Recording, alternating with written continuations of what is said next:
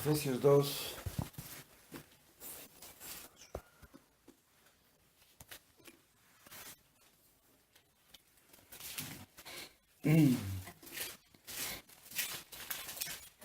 Efesios 2:8. Porque por gracia sois salvos por medio de la fe. Y esto no de vosotros, pues es don de Dios. No por obras, para que nadie se gloríe. Porque somos hechura suya, creados en Cristo Jesús, para buenas obras. Ahora ven lo que dice. Las cuales Dios preparó. ¿Qué es lo que preparó? Las buenas obras.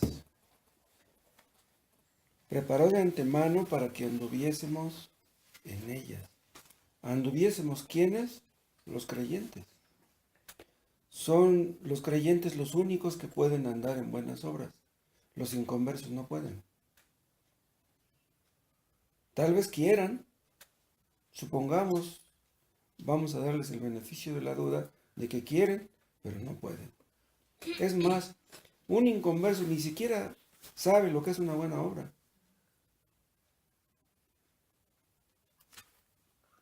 Pero las buenas obras, dice Pablo, fueron preparadas por Dios mismo para que anduviésemos en ellas. Vean cómo dice, no para que nos salvásemos por ellas. Nosotros creemos firmemente, y hay un montón de textos que dicen que la salvación no es por buenas obras.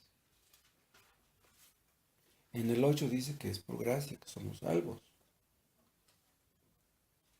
Y al final del 8 dice que la salvación es un don de Dios. Es un regalo. Los arminianos no lo creen, pero eso es bien claro. La salvación es un regalo que nadie merece. La salvación no es por obras, lo dice el 9, para que nadie se gloríe, porque si fuera por obras, unos podrían presumir mucho, otros podrían presumir menos, otros podrían presumir muy poco. Pero la salvación no es por obras y delante de Dios todos estamos en el mismo nivel. Todos somos pecadores, nadie merece la salvación. Pero hay otra cosa, recuerden ustedes que la salvación es por gracia, pero la recompensa no es por gracia. La recompensa es por obras. Todos los creyentes indefectiblemente serán salvos, pero no todos vamos a recibir la misma recompensa. La recompensa será en el grado de las obras que hayamos tenido. Hay una parte ahí en 1 Corintios 9 donde Pablo dice, hierro mi cuerpo y lo pongo en servidumbre, no sea que habiendo sido orando para otros, yo mismo venga a ser eliminado. Y de ahí se agarran algunos para decir que puede uno perder la salvación. Pero cuando Pablo dice, no venga yo a ser eliminado, se refiere a ser eliminado de la recompensa. Un creyente verdadero puede predicar y predicar y predicar muchos años y llevar muy poco fruto y recibir una recompensa muy pequeñita. Pero pues qué pena, ¿no? Qué triste sería estar predicando y predicando y predicando y a fin de cuentas casi nadie se salvó por medio de nosotros. Vamos a llegar al cielo con vergüenza. Estuve predicando 40 años. ¿Y cuántos se salvaron? 5. ¡Wow! Los que creen que la salvación es por obras se oponen abiertamente a la enseñanza general de las Escrituras. Ni en el Antiguo Testamento ni ahora la gente se salva por las obras. Siempre, siempre la salvación fue por gracia. Pero alguno puede pensar, bueno, si no me voy a salvar por mis obras, entonces, ¿quiere decir que a Dios no le importan mis obras? Entonces, lo mismo daría que hiciera buenas obras y que las hiciera malas. No. Si la salvación no es por buenas obras, pues mucho menos por malas obras. Dios odia el pecado en cualquier persona, cristiana o no. Si tú pecas, Dios aborrece ese pecado que tú cometes.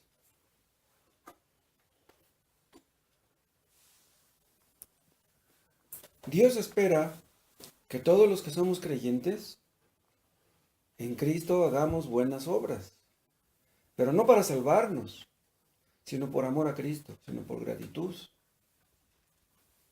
No somos salvos por buenas obras, pero sí para buenas obras.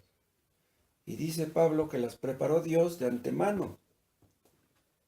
Así como nuestra salvación fue de antemano, Él la decidió de antemano, también las buenas obras.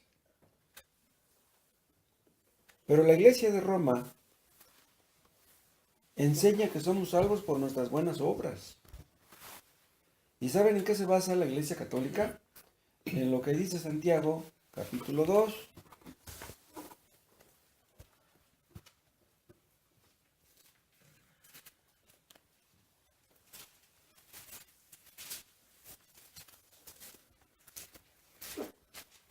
Santiago 2:20. Mas ¿quieres saber, hombre vano, que la fe sin obras es muerta?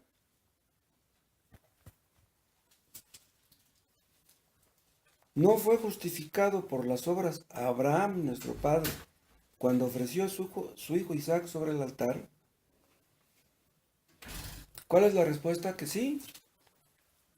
Abraham fue justificado por las obras cuando ofreció a su hijo Isaac, o cuando ibas a ofrecerlo. Pero entonces, ¿Abraham fue justificado por las obras? Acabamos de leer en Efesios 2 que la salvación no es por las obras. La salvación y la justificación pues son equivalentes, ¿no? El hombre que es justificado es salvado. El hombre que es salvado es justificado.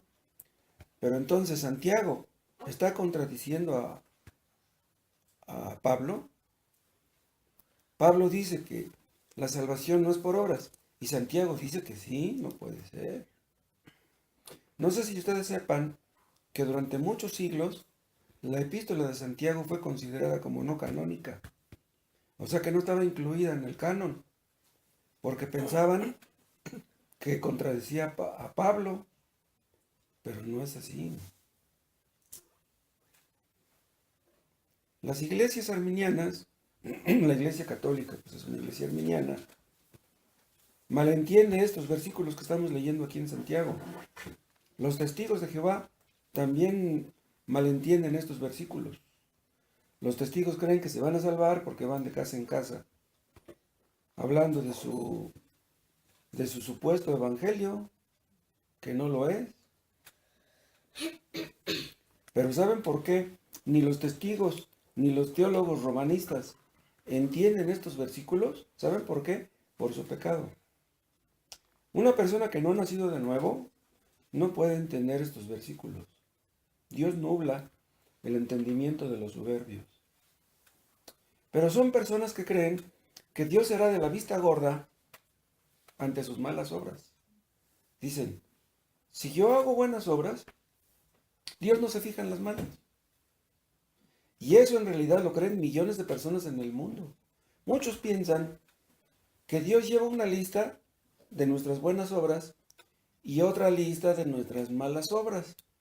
Y ellos piensan que sus buenas obras son más que las malas. Entonces dicen, sí, he cometido algunas malas obras, pero Dios conoce mi corazón y Él sabe que yo he hecho más buenas que malas. Entonces voy a ser salvo por mis buenas obras. No, no es así. Dice Pablo que Dios preparó las buenas obras para que anduviésemos. Entonces, Dios está esperando que andemos en buenas obras. Esta no es una opción. Dios espera que que hagamos buenas obras. El mismo Dios que predestinó nuestra salvación, que fuéramos salvos, predestinó las buenas obras. Vean cómo dice Efesios, en el capítulo 1, en el versículo 5 dice, en amor, habiéndonos predestinado para ser adoptados. Dios nos predestinó a los que somos creyentes y quiere decir que Dios nos dio un destino de antemano. O sea, antes de que naciéramos, antes de que el mundo fuera hecho, Dios ya sabía quiénes iban a ser salvos y quiénes no. Eso lo predestinó. Pero también estamos leyendo que predestinó las buenas obras. ¿Qué quiere decir esto? Que cuando nosotros tenemos la oportunidad de hacerlas, tenemos que hacerlas. Entonces, Dios predestina a la persona a la que le vamos a hacer la buena obra. Predestina las circunstancias. Predestina la necesidad. Los cristianos tenemos la obligación de hacer buenas obras. Pero vean, hay iglesias, y muchas están yendo hacia esa dirección, que dicen que es tan importante hacer buenas obras sociales como predicar el evangelio. Y eso es falso. Eso es lo que se llama el nuevo calvinismo. Hay calvinistas que dicen que lo que tenemos que hacer nosotros es ayudar a los pobres, a los huérfanos, a las viudas, que debemos ayudar con dinero, ofreciéndoles una mejor salud, o sea, ayuda médica, pero eso es falso. La iglesia no está para eso. La iglesia debe de ayudar a los miembros de la iglesia, ¿sí? Primeramente. Pero si hay dinero y podemos ayudar a los vecinos, debemos hacerlo. Pero eso no equivale a predicar el evangelio, porque si tenemos una vecina que no tiene dinero, que tiene hijos necesitados, que no tienen que comer, lo que ellos necesitan primero es el evangelio, antes que la comida. Entonces, podemos estarles dando comida durante años y sin esperar que se convierta esa gente. Eso no puede ser. Debemos hablarles del evangelio. En realidad, esa sería la solución de sus problemas. La solución de sus problemas no es darles una despensa cada rato. La salvación de esas personas equivale a la solución de todos sus problemas. Dios se encargará de ello.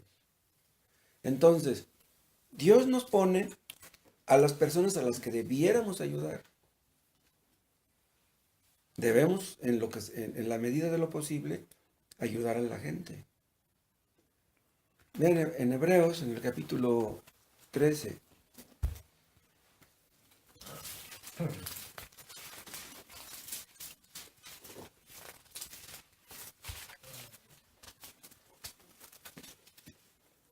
Hebreos 13:20. Y el Dios de paz, que resucitó de los muertos a nuestro Señor Jesucristo, el gran pastor de las ovejas, por la sangre del pacto eterno, os haga aptos en toda buena obra, en toda obra buena. ¿Qué quiere decir? Que Dios nos haga aptos en toda obra buena, para toda clase de obras que sean buenas.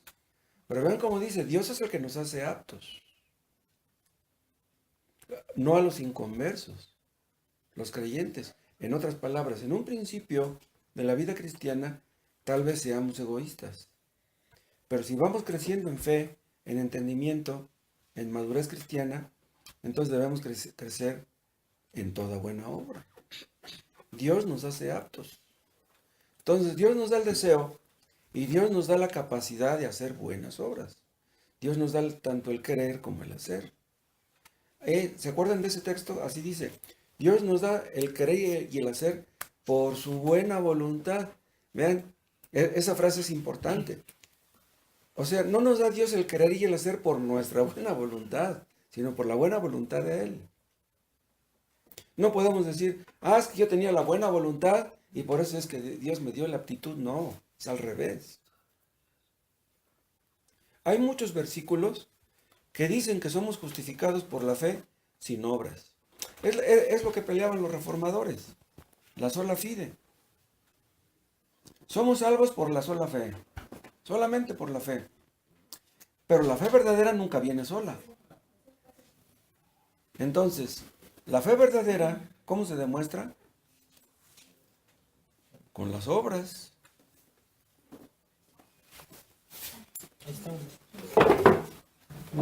Vean Romanos 3.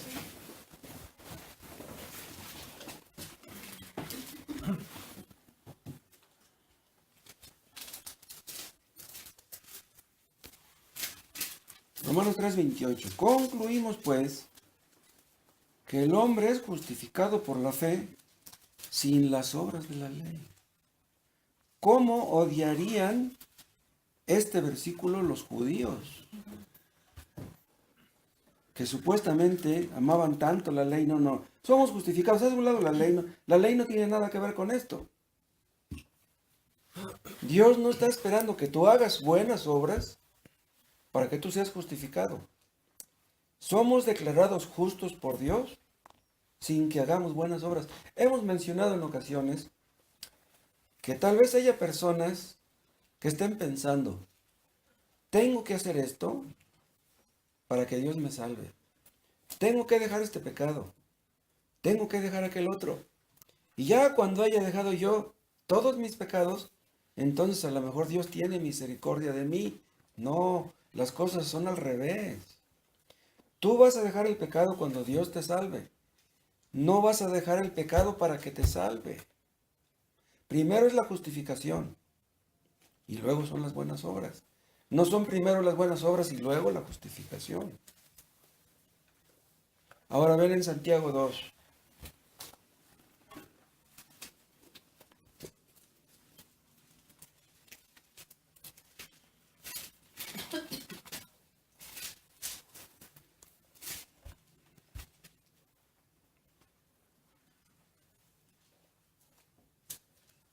Santiago 2:21. ¿No fue justificado por las obras de Abraham? ¿Cuál es la respuesta? Sí.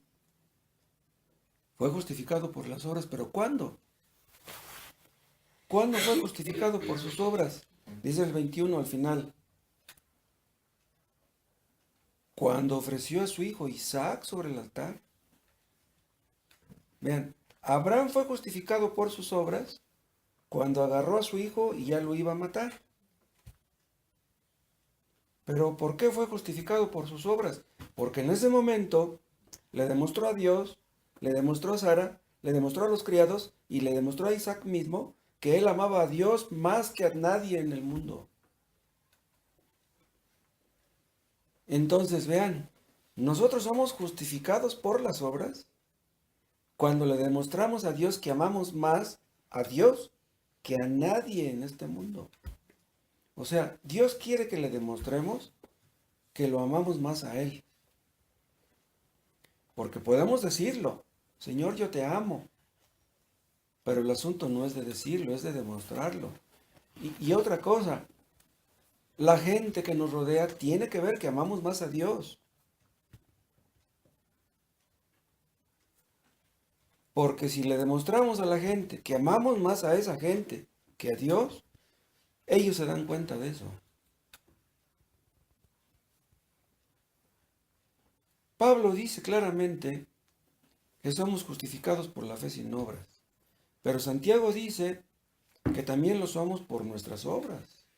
Ahora, ¿qué quiere decir justificar? La palabra justificar quiere decir declarar justo a alguien. Es un término legal, un término forense.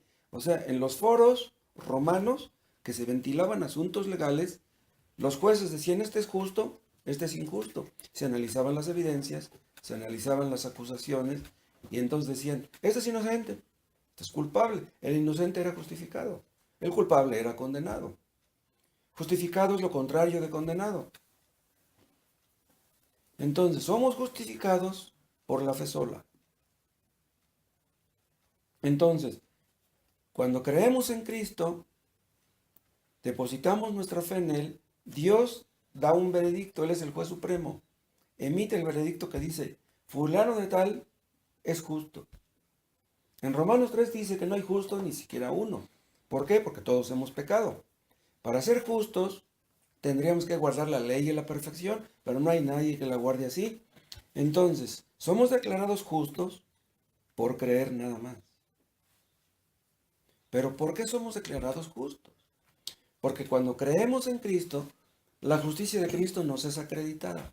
O sea, es puesta en nuestra cuenta. Todos nuestros pecados son borrados nada más por creer, no es por hacer buenas obras. Tú crees en Cristo y todos tus pecados son borrados, perdonados. Vean Mateo 5.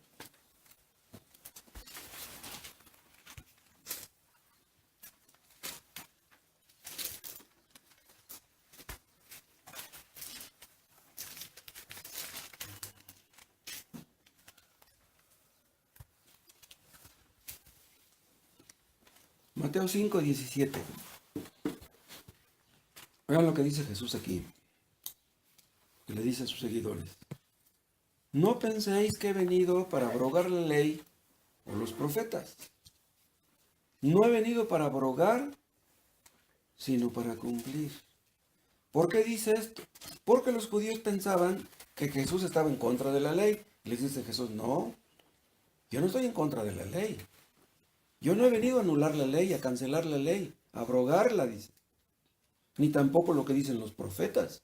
Yo no estoy en contra de Moisés, ni en contra de Elías, ni de Jeremías, ni de Isaías. Dice, yo no estoy en contra del Antiguo Testamento. Dice, no he venido para abrogar, sino para cumplir. ¿A qué vino Cristo? A cumplir la ley. ¿Pero para qué vino a cumplir la ley? Cristo vino a cumplir la ley porque nosotros no podíamos cumplirla. Entonces, si Cristo cumple la ley, ¿para qué la cumplió? Para que la ley ya no nos condenara a los que creeríamos en Él. Entonces, en el momento que Cristo cumple la ley, su justicia, porque Él sí la cumplió a la perfección, nosotros creemos en Él, su justicia ya es nuestra. Entonces, es por eso que Dios nos declara justos, porque la justicia de Cristo es puesta a nuestra cuenta. Entonces dice Cristo, yo no he venido a abrogar la ley, sino a cumplirla. Yo no estoy en contra de la ley. Cristo honró la ley, Cristo se sometió a la ley, se puso bajo la ley. Cristo cuando era niño lo llevaron al templo. Cristo cuando era niño se sujetó a sus padres, honró a sus padres, obedeció a sus padres. ¿Por qué? Porque Él obedeció la ley a la perfección. Entonces, cuando nosotros creemos en Jesús, la justicia de Cristo es nuestra. Ahora vean, ¿están todavía en Mateo 5? Vean lo que dice el versículo 20. Es el mismo contexto, vean, se está hablando a sus seguidores. Porque os digo que si vuestra justicia no fuera mayor que la de los escribas y fariseos, no entraréis en el reino de los cielos. Vean lo que dice aquí Jesús, que es muy importante. Si vuestra justicia no fuera mayor que la de los escribas y fariseos. ¿Qué quiere decir esto? Que los fariseos tenían una justicia. Pero dice, ustedes tienen que tener una justicia mayor. Ahora, ¿qué clase de justicia tenían los fariseos? Tenían una justicia externa. ¿Por qué? Porque iban al templo, porque oraban, porque daban una ofrenda, porque ayunaban, porque diezmaban. Entonces, tenían una justicia, pero era externa. Entonces dice, ustedes deben tener una justicia mayor. ¿Cuál sería esa justicia mayor? Es la justicia de Cristo. Cristo cumplió la ley, obedeció la ley, honró la ley.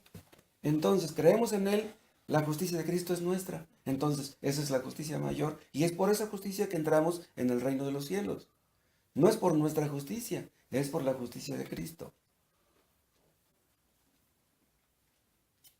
Comparen esto con Romanos 10.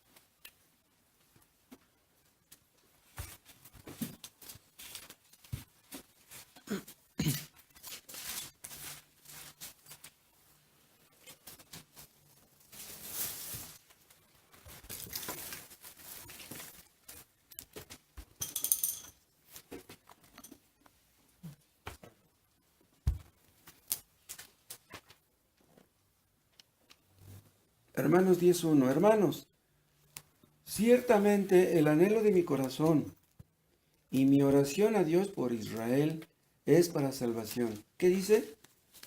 Que Pablo anhelaba profundamente la salvación de sus paisanos. Dice el 2, porque yo les doy testimonio de que tienen celo de Dios, pero no conforme a ciencia. O sea, no eran sabios, no entendían las escrituras. Dice el 3, porque ignorando la justicia de Dios y procurando establecer la suya propia, no se han sujetado a la justicia de Dios. ¿Qué está diciendo? Que los judíos querían establecer una justicia a su manera. O sea, ¿qué es lo que hacían los judíos para establecer su propia justicia? Yo soy bueno porque voy al culto. Yo soy bueno porque leo la Biblia. Yo soy bueno porque doy una ofrenda. Yo soy bueno porque no mato. Yo soy bueno porque no robo. Yo soy bueno porque no adultero. Pero dice Jesús, ustedes están estableciendo su propia justicia y esa Dios no la acepta. La única justicia que Dios acepta es la justicia de Cristo. Y si tú no tienes la justicia de Cristo, Dios no te ve como justo. Si tú quieres hacer ciertas obras para que Dios diga que tú eres justo, tú estás ofendiendo a Dios. Estás diciéndole a Dios que la justicia de Dios no te interesa, que te interesa la tuya. Entonces vean, Abraham fue justificado por la fe, pero también por las obras. ¿Cuándo fue justificado por la fe? A ver, lean Génesis capítulo 15.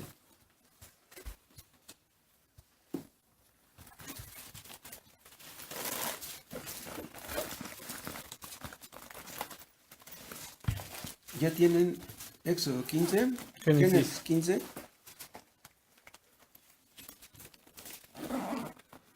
Vean el versículo 6. Léelo, Aldo, por favor. Génesis 15, 6. Y creyó a Jehová, y le fue contado por justicia. Está hablando de Abraham. Creyó a Jehová y le fue contado por justicia. O sea, fue justificado por creer en Jehová. Entonces, ¿cómo fue que fue justificado? Por las obras, como dice Santiago. Ven, Aldo está leyendo en Génesis 15.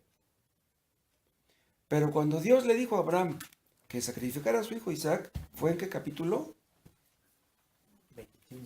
21, ya no me acuerdo. Pero haciendo cuentas, desde que fue justificado por la fe, lo que acaba de leer Aldo, hasta que iba a matar a su hijo, ya habían pasado 25 años. O sea, después de esto, pasó todavía mucho tiempo para que quedara embarazada Sara. Y ya después, cuando llevó Abraham al niño, bueno, dizque niño, a sacrificarlo, ya tenía como 16 años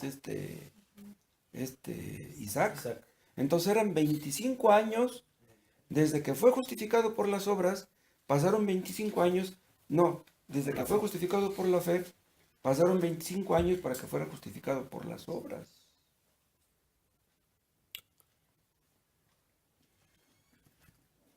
Quiere decir entonces que antes de ese día, ¿Abraham no tenía buenas obras? Tampoco podemos creer eso. No puede ser. O sea, no podemos decir que desde que le prometió esto, hasta que iba a sacrificar a su hijo, hacía malas obras. No. Pero nunca sus buenas obras fueron tan notables, pudieron notarlas todos, hasta que cuando ya iba a matar a su hijo.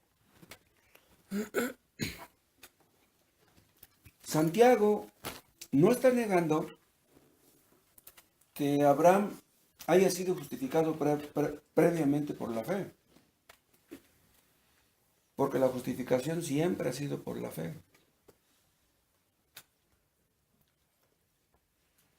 Cuando Abraham iba a matar a Isaac y que Dios le detuvo la mano, ¿se acuerdan que Dios le mostró un sustituto? Ese día entendió Abraham que la salvación es por la fe en un sustituto. Lo que todos merecemos es el infierno. Todos. Hayas pecado mucho o hayas pecado poco, todos merecemos el infierno. Pero ¿saben qué? Que hay personas que no lo creen.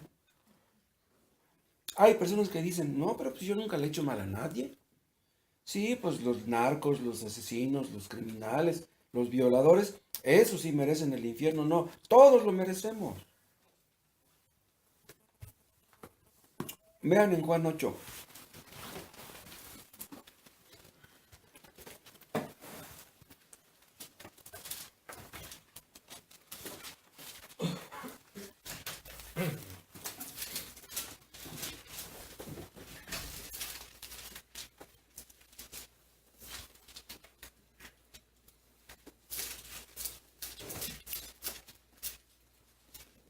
Juan 8:56. Vean lo que les dice Jesús a los judíos. Abraham, vuestro padre, se gozó de que había de ver mi día, y lo vio, y se gozó. ¿Cómo fue que Abraham vio el día de Cristo? Lo vio por la fe. Lo vio cuando Dios mismo le detuvo la mano para que no matara a Isaac. Entonces Abraham entendió. Ya entendí. Un día va a venir al mundo un cordero que va a ser ofrecido en lugar del Hijo de Dios, en lugar de los culpables. Entonces entendió Abraham lo que nunca antes había entendido. Vean, esto nos pasa a todos. Hay ocasiones en que nos sentimos como en un hoyo, como que no entendemos, y de repente nos pasa algo que nos hace entender. Dios nos obliga a entender. Creíamos que entendíamos. ¿Se acuerdan cómo terminó el libro de Job? Cuando le dice Job a Dios, dice, de oídas te había oído, dice, pero ahora mis ojos te ven. O sea, ahora entiendo lo que antes no entendía. Dios nos hace entender. Y Dios hizo entender a Abraham. Y le hacía entender en etapas sucesivas. O sea, hasta cierto punto entendía algo. Pasaban unos años y entendía más. Pasaban más años y entendía más. Así Dios nos hace entender. Muchas veces creemos que entendemos y entendemos muy poco.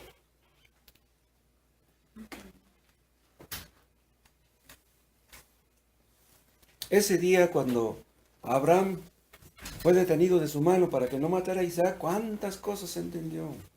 Ha de haber llegado a su casa tan feliz. En ese momento él entendió, Señor, ahora entiendo que te amo más a ti que a mi hijo.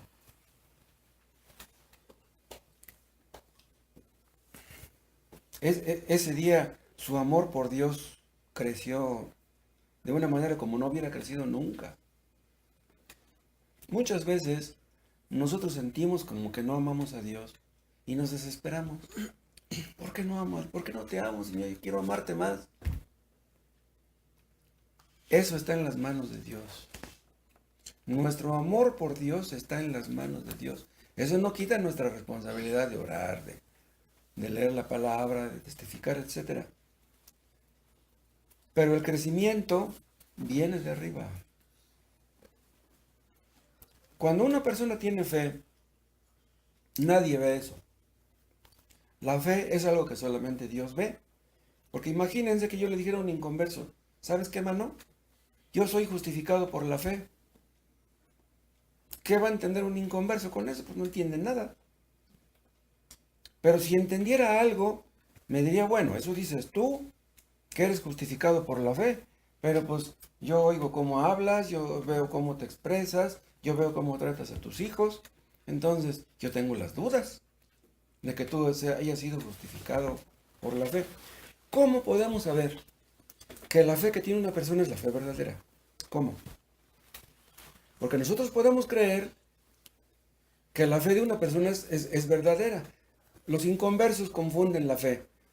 Por ejemplo, los católicos se van de rodillas de la basílica, de la entrada de la basílica hasta el altar. Y pues se maltratan sus rodillas, algunos hasta sangran de ellas. Y muchos dicen, ay, mira la fe de esa persona. Pero esa no es fe. Bíblicamente hablando, esa no es fe. Entonces, ¿cómo podemos saber que la fe de una persona es verdadera? Por sus obras.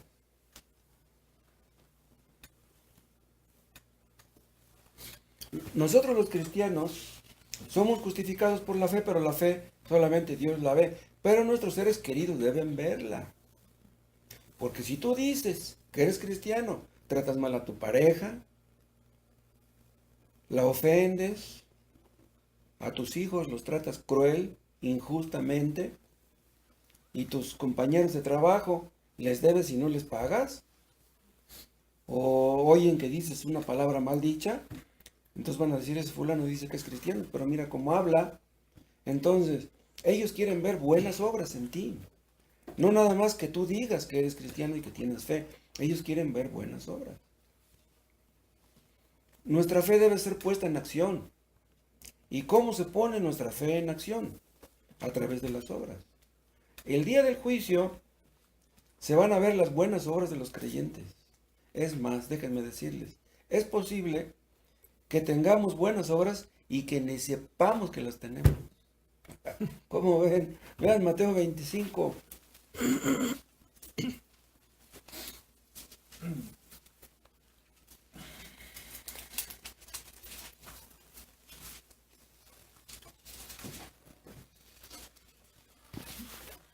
(25:34).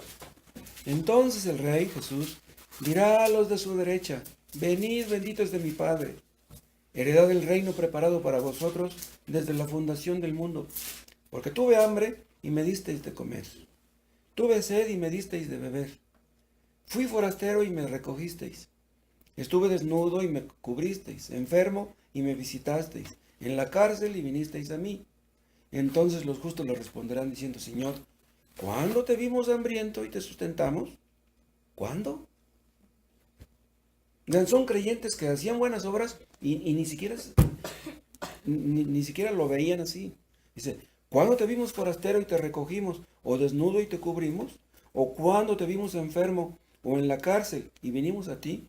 Y respondiendo el rey les dirá: de cierto os digo que en cuanto lo hicisteis a uno de estos mis hermanos más pequeños, a mí lo hicisteis. O sea, que cuando un creyente ayuda a un hermano, está ayudando a Cristo. Está haciendo una buena obra. Dice: ¿cuándo te visitamos en la cárcel? Bien, nosotros los cristianos de aquel tiempo, de la iglesia primitiva, iban a visitar a los hermanos que estaban encarcelados. Pero eso era muy peligroso. ¿Por qué? Porque si tú ibas a visitar a un cristiano en la cárcel, corrías el riesgo de que te agarraran también y que te encerraran también a ti. Entonces se necesitaba valor para visitar a un hermano. Este versículo de visitar a los que estaban en la cárcel no se aplica a que los cristianos debemos ir a visitar a la gente en la cárcel. Muchos se agarran de aquí, pero no es así. Si tú quieres ir a la cárcel y visitar a los presos y llevarles un refresco, hazlo si quieres. Pero no se refiere a esto. Aquí se refiere a visitar a los hermanos que están encerrados. Y depende también por qué están encerrados. ¿Sí? Vamos a suponer, por ejemplo, que un día yo escuchara que Felipe se emborrachó y que agarró su carro y que atropelló a una persona y la mató. Lo juzgan y lo meten a la cárcel. ¿Saben qué? Yo no iría a visitarlo. ¿En serio? Yo no iría. Ya lo declararon culpable. ¿Cómo es posible? Si lo hubiera atropellado andando en su juicio, ¿sí? Sí iría a verlo. Pero si lo atropella andando borracho, yo no voy a verlo. ¿Me explico? ¿Saben qué diría yo? Se lo merece. Que sufra para que se le quite. Eso no quiere decir que usted haga mal si lo va a verlo, hermano, ¿eh? Es su hijo, usted vaya a verlo, ¿sí? Yo no iría a verlo.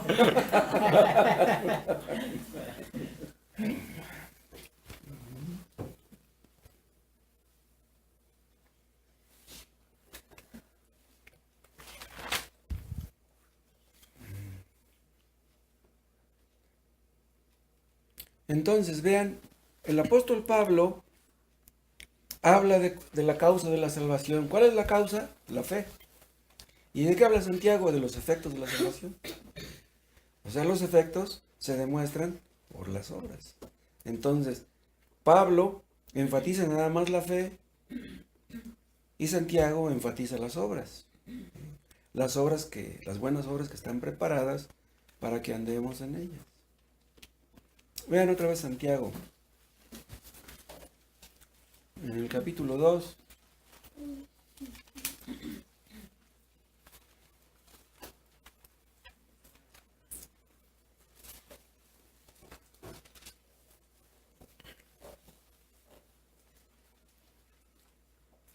Santiago 2:14. Hermanos míos, ¿de qué aprovechará si alguno dice que tiene fe y no tiene obras? ¿Podrá la fe salvarle? Ven, la fe salva. Sí, la fe salvadora salva. Pero entonces, ¿por qué dice? ¿Podrá la fe salvarle? La fe que dice tener una persona, pero que no tiene obras, esa clase de fe no salva. ¿Sí? O sea que aquí podríamos traducir al final al 14, ¿podrá tal fe salvarle? No, esa clase de fe no salva. Si tu fe es verdadera, tiene que tener obras. Y si no tiene obras, entonces tu fe no es verdadera. No todos los que dicen tener fe, su fe es verdadera. Hay muchos que dicen que tienen fe, pero nomás la tienen en su mente. ¿Sí? Es una fe intelectual. ¿Creen que creen? Hay otros que escogen de la fe lo que les conviene, es una fe selectiva. Hay unos que dicen, yo quiero a Cristo como mi Salvador. Sí, pero tú tienes que tener a Cristo como tu Señor, si no, no puedes ser salvo. Tienes que obedecer a Cristo. Si tú no haces la voluntad de Dios, tú no eres salvo, aunque tú digas que lo eres. Debemos reconocer a Cristo como profeta, como sacerdote y como rey. No nada más como profeta y como sacerdote. Tienes que obedecerle como el rey que es. Y si no te sometes ni te sujetas a él, entonces tú no eres salvo. Además dice Santiago que hay una fe que es diabólica, ¿no? Lo dice en el 19. ¿Tú crees que Dios es uno? Dice que bueno. Dice, también los demonios creen y tiemblan. Los demonios creen que Dios es uno. Los demonios creen en la Trinidad, pero no pueden dejar su pecado. Y hay muchas personas que dicen que creen y que les da miedo, que piensan que van a ir al infierno, pero no dejan su pecado. Si tú no dejas tu pecado, tu fe no es salvadora. La fe salvadora se demuestra cuando una persona deja su pecado.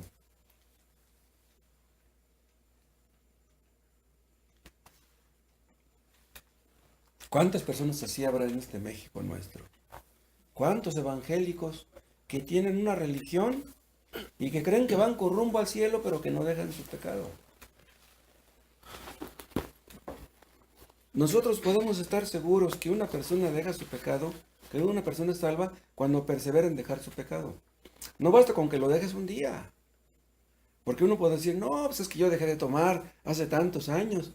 Pues sí, dejaste de tomar, pero pues todavía sigues con este vicio y con aquel otro. ¿A poco vas a ir al cielo porque dejaste un vicio? Cuando una persona persevera en luchar contra el pecado, es cuando entiende esa persona que es un hijo de Dios, que no es un hipócrita. La fe verdadera nos conduce a odiar el pecado y a amar la santidad. No basta con que tú dejes el pecado, tienes que amar la santidad.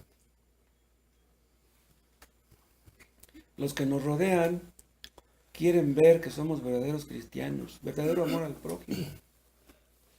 Hechos y no palabras.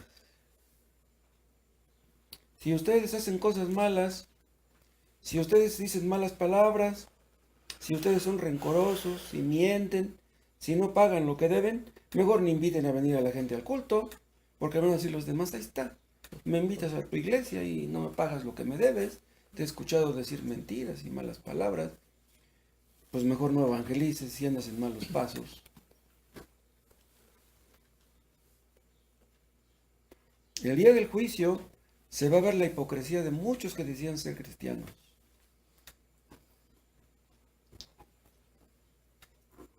Que Dios nos libre. Vamos a orar.